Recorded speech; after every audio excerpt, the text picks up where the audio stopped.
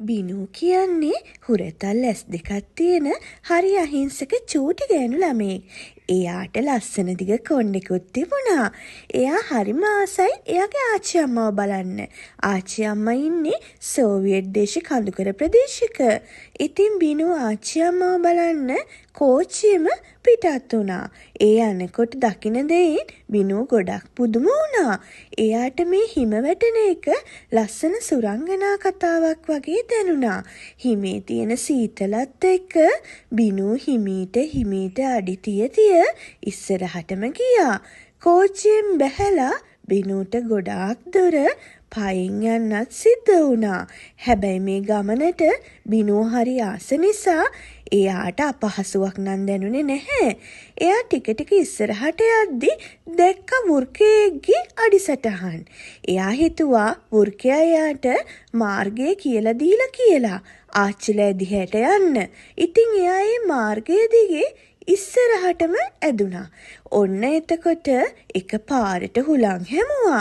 ඒ හුලං හඬ බිනුට ඇහුනේ සීනු හඬක් වගේ.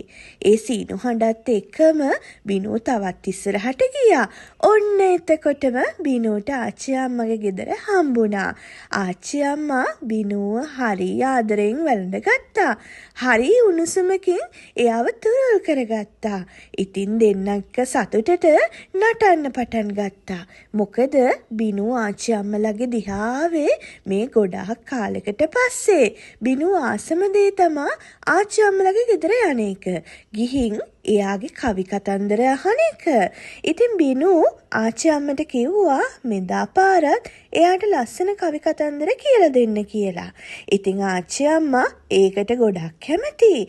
ආච්චි අම්මා බිනුට කෑම හදලා කෝපිත් බීලා කවි කතන්දර කියන්න ලෑස්ති වුණා. හැබැයි එක දෙයක් බිනුට කවි කතන්දර අහනකොට සනීපෙට නිින්ද යනවා.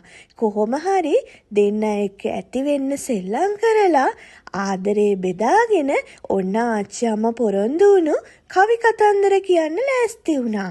බිනු ආසම ආච්චි අම්මගේ ඇඳට ගිහිල්ලා කවි කතන්දර අහන්න. මෙහෙම අහනකොට ඉබේටම නොදැනී බිනුට නිින්ද ගියා. ආච්චි අම්මා බිනුගේ ඔළුව අතකගා සෑහෙන වෙලාවක් හිටියා. ඊට පස්සේ ටික වෙලාවකින් බිනු අවදි වුණා. අවදි වෙලා බිනුට තේරුණා මේ ලෝකෙ කොච්චර සීතල වුණත් ආච්චි අම්මගේ ආදරය නම් කවදාවත් සීතල නෑ. ඒක හරිම උණුසුම් කියලා.